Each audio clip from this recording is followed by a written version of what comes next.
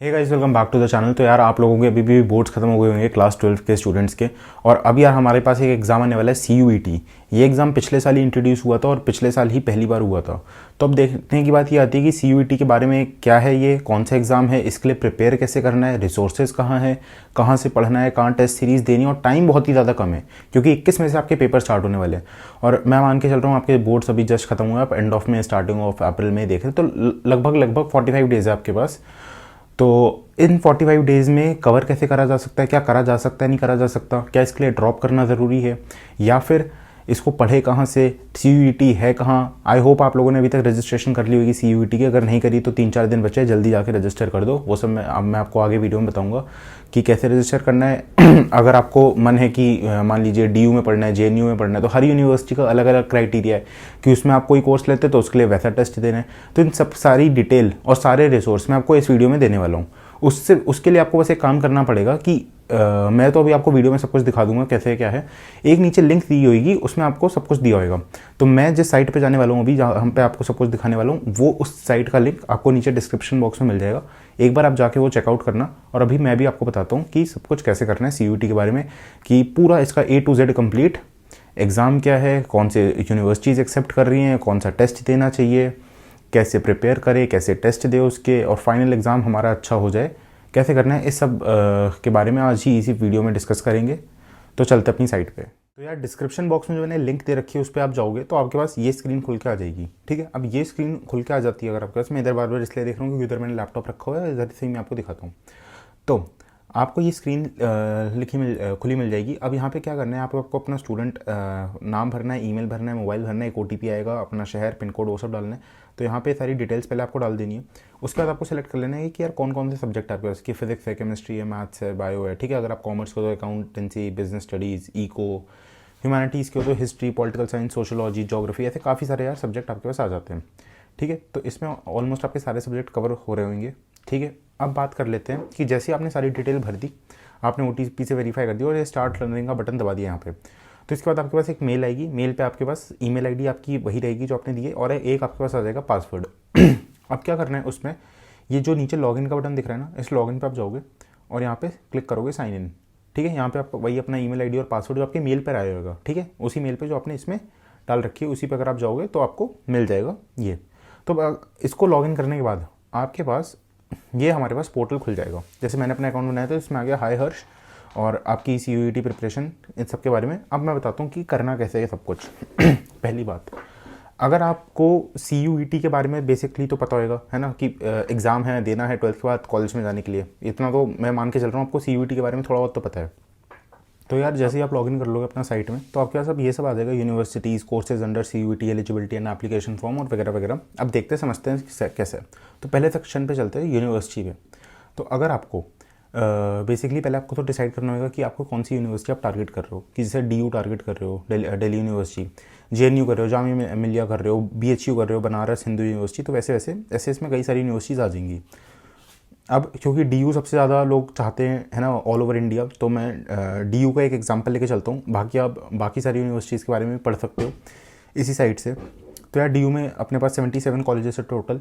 ठीक है, यहाँ पे लिखा हुआ है। और अगर हम आगे इसके बारे में बात करें तो अभी हम अंडर ग्रेजुएट के बारे में बात कर रहे हैं जो CUET UG के लिए होना है। ठीक है, PG के बारे में बात नहीं कर रहे हैं। तो देखो होएगा क्या, CUET आप एक एग्ज़ाम तो दे दोगे, उसके बाद अब CUET के आपके मार्क्स आ गए। ठीक है, अब वो मार्क्स लेके आपको उस टारगेटेड यूनिवर्सिटी में जाने पड़ेंगे जिस कॉलेज में आप जाना चाहते हो। फॉर एग्जांपल अगर आपको DU में अप्लाई करना है तो आपको DU का फॉर्म अलग भरना पड़ेगा, BHU में अप्लाई करना है उसका फॉर्म अलग भरना पड़ेगा, JNU में अप्लाई करना है उसका फॉर्म अलग भरना पड़ेगा। पहले तो आपको CUET पेपर देना है क्योंकि ये सारी यूनिवर्सिटीज़ अब बोर्ड के मार्क्स कह रहे हैं। पहले क्या होता था, आप अपने बोर्ड के मार्क्स लेके जाते थे, अब क्या है, बोर्ड के मार्क्स को वो नहीं दे रहे हैं, अब वो कह रहे हैं कि CUET के मार्क्स लेकर आओ। तो आपको CUET पहले पेपर देने, फिर उस अपने मार्क्स लेके उस यूनिवर्सिटी के पास जाना है। तो यहाँ पे DU को आ चुका है कि रजिस्ट्रेशन डेट अपनी 6 अप्रैल से स्टार्ट होगी DU की। ठीक है, और एप्लीकेशन 22 मई तक को बंद भी हो जाएगी। 21 में से आपका पेपर भले ही स्टार्ट हो रहा है लेकिन DU अपना स्टार्ट कर देगा। ठीक है, अब रजिस्ट्रेशन वगैरह फिर जून वगैरह में होगी, वो सब बात की बात है। पहले आपको CUET अच्छे से देना है। आपने अगर कोर्सेज फिल कर रखे हैं और कॉलेज फिल कर रखे हैं तो मेन आपका टारगेट होना चाहिए पहले एग्जाम पे फोकस करना। एक बार आपका एग्जाम अच्छा हो जाए, ये सब फॉर्मेलिटीज़ हो जाती पूरी, फिर एक बार एग्ज़ाम हो जाए, मार्क्स आ जाए, अगर आप एलिजिबल हो तो वो सब बाद में मैं वीडियो बना दूँगा कैसे हर यूनिवर्सिटी में अप्लाई करना है। तो ये सब सारी डिटेल्स दे रखी है साइट पे। अब देखो हर एक का तो बहुत सारे डिटेल होंगे, ऐसे बहुत लंबा वीडियो बन जाएगा, इसलिए मैंने आपको साइट दे दी है। आपका जो टारगेटेड यूनिवर्सिटी है आप उसके बारे में जाके पढ़ सकते हो, ठीक है। अब DU के अंदर जो भी 77 कॉलेजेस आते हैं उन सब की ये Miranda House, SRCC, Lady Shri Ram, Stephen's, Hindu, ठीक है, ये सब दे रखे हैं। उनकी NIRF की रैंकिंग वगैरह भी दे रखी है। और साथ में ये भी बता दिए कौन कौन से प्रोग्राम कराते हैं और उसका सीट इनटेक क्या है। जैसे BA पास में हमारे पास 11,249 सीट्स हैं DU में, ऐसे इतने सारे कोर्सेज होते हैं DU में, ठीक है। और इन सब का इनटेक भी दे रखा है कि साइकोलॉजी में सिर्फ 57 सीट्स हैं। तो ऐसे ऐसे यार चलता है। और ये अपनी एडमिशन प्रोसेस है ना। एप्लीकेशन फ़ीस हो गई कितनी, 650 रुपये देना है मतलब जनरल वालों को, और जो आउटसाइड इंडिया उनको 3,000 रुपये देना है। अब हर यूनिवर्सिटी आपको बताएगी कि DU बताएगा कि भाई अगर मेरी यूनिवर्सिटी में आना है तो तुम्हें CUET में ये 5 पेपर देने ज़रूरी है। अब देखो मैक्सिमम आप 10 पेपर दे सकते हो, लेकिन कोई यूनिवर्सिटी हो सकता है बोल दे कि अच्छा आपको यार सोशलॉजी में बैचलर्स करनी है तो आपको एक ये वाला सब्जेक्ट तो देना ही देना है। और अगर आपकी वो टारगेटेड यूनिवर्सिटी तो आपका CUET में पेपर होना चाहिए, अगर नहीं होएगा तो आपका एडमिशन नहीं हो सकता। तो वो बताएगा कि आपको किन कोर्सेज़ को सिलेक्ट करना है, और उसमें जो भी उनका बाद में कट ऑफ वगैरह निकलेगा वो अगर आप क्वालिफाई करते हो तभी आपका एडमिशन हो पाएगा उन कॉलेजेस में। तो यार बेसिकली ये CUET का एग्ज़ाम पैटर्न भी अब आप देख सकते हो कि यार ये 3 सेक्शन में डिवाइडेड है, ठीक है। सेक्शन A अपना लैंग्वेज वाला, ठीक है, कोई सी भी एक लैंग्वेज सेलेक्ट कर लो। सेक्शन B1B भी है। फिर आ जाता है अपना section 2 domain specific subject. Domain specific subjects क्या हैं आपके, जो आपने ऑलरेडी अभी 11th-12th में स्कूल में पढ़े हैं, जो आप बोर्ड्स देकर आए हो वही है यार, ठीक है। फिर उनकी आ जाती है रिजर्वेशन पॉलिसी की। SC की हमारा 15% रिजर्वेशन है, ST का हमारा 7.5% है, OBC का 27% है। ऐसे हर यूनिवर्सिटी में अलग अलग रिजर्वेशन है, तो वो आप देख सकते हो क्या है, सारी डिटेल आपको मिल जाएगी, ठीक है। ये तो हो गई हमारी यूनिवर्सिटी की बात। अब हम चलते हैं कोर्सेज अंडर CUET में। तो कोर्सेज अंडर CUET के हैं अपने, तो आपको सारी लिस्ट की कोर्स आ जाएगी। ये अलीगढ़ मुस्लिम यूनिवर्सिटी में ये सारे कोर्सेज हो रहे हैं, असम यूनिवर्सिटी में ये सब हो रहा है, BHU में ये सारे कोर्सेज हो रहे हैं। तो आपको एक बेसिक आइडिया मिल जाएगा कि कौन से, क्योंकि ये बहुत कॉम्प्लिकेटेड चीज़ें, तो आपको इस साइट पे सब कुछ मिल जाएगा जाओगे अगर आप।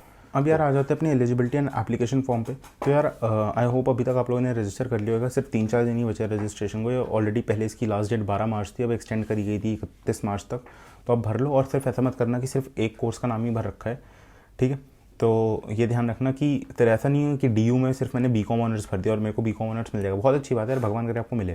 लेकिन इन केस अगर कुछ और होता है ना, कोई भी अगर मतलब ऐसी चीज़ हो जाती है कि उससे नहीं मिल पाता है, तो आपके पास बैकअप ऑप्शन ज़रूर होना चाहिए। तो आप कई सारे कोर्सेज भर दो, है ना, कि DU में सिर्फ BCom भी भर दिया है, BB भी भर दिया है, जो भी आपके इंटरेस्ट के कोर्सेज जो भी आप करना चाहते हो, आप बैकअप ऑप्शन ज़रूर होना चाहिए आपके पास। ऐसा नहीं होना चाहिए कि यार सिर्फ आपने एक यूनिवर्सिटी में एक कोर्स भर दिया, वो बहुत मतलब प्रॉब्लम क्रिएट कर सकता है बाद में। तो आई होप आप लोगों ने अभी तक रजिस्टर कर दिया होगा, ठीक है। तो एप्लीकेशन फॉर्म वगैरह एलिजिबिलिटी अगर देखनी है आपको तो आप यहाँ पे जाके पूरा पढ़ सकते हो कैसे क्या है।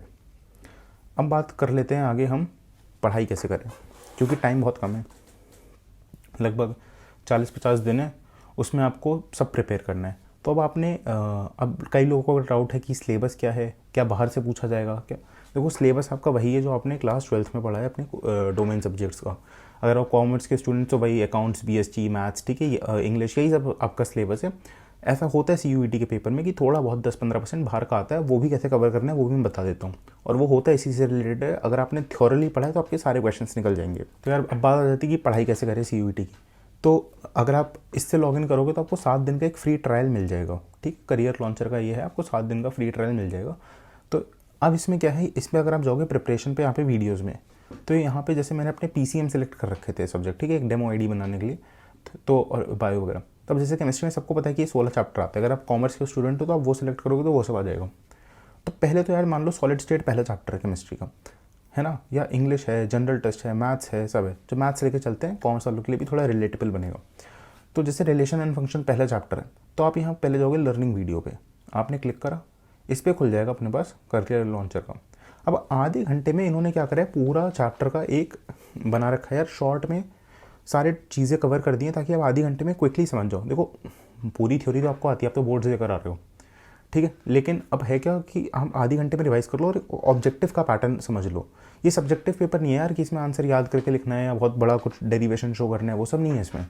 इसमें बेसिकली ये है कि आपको नेगेटिव मार्किंग भी होगी और ऑब्जेक्टिव पेपर है। तो ये सब ऐसे इसमें दे रखा है हर चैप्टर के लिए।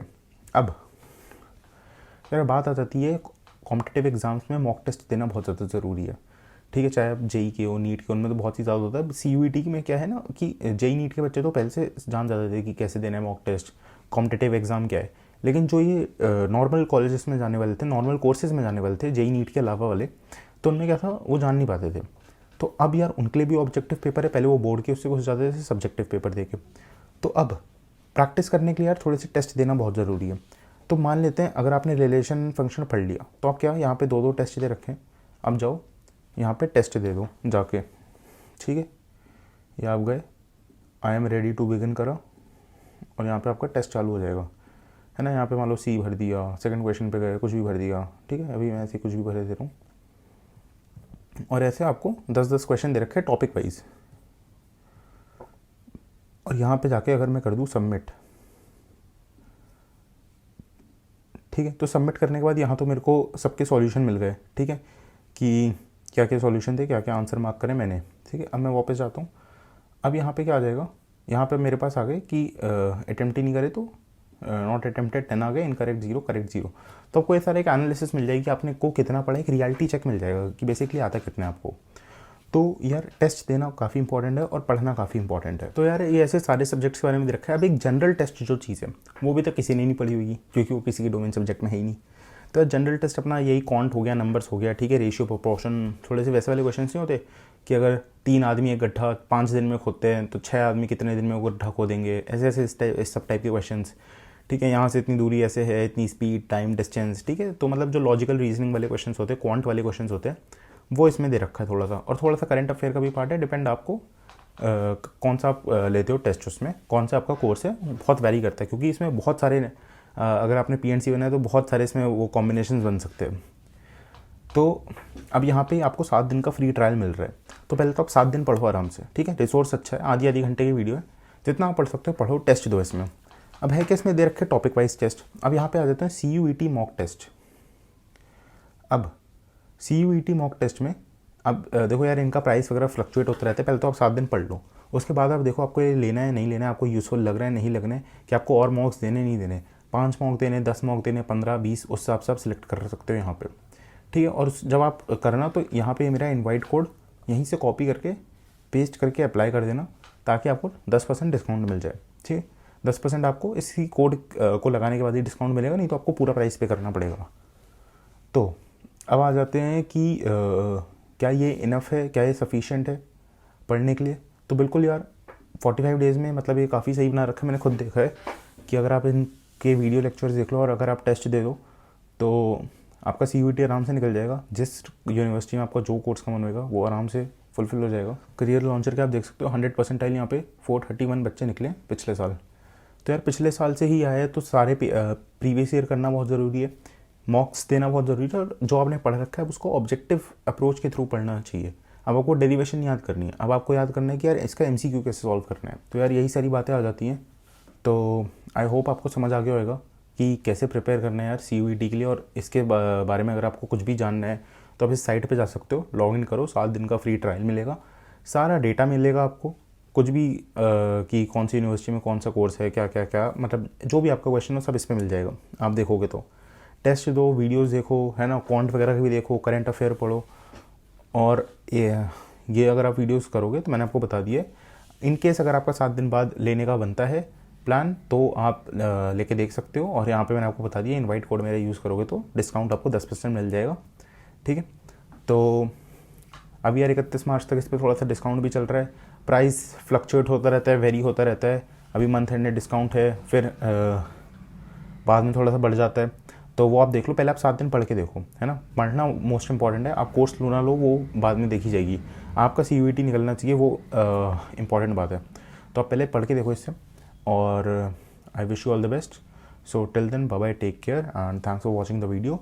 सब्सक्राइब ज़रूर कर देना यार चैनल को, ठीक है, और लाइक ज़रूर कर देना वीडियो को। अगर आपको लगता है कि काफ़ी यूज़फुल रहे वीडियो तो अपने दोस्तों के साथ भी शेयर करें, उनको भी थोड़ी गाइडेंस रहेगी कि CUET के बारे में सब कुछ कैसे प्रिपेयर करें। Thank you.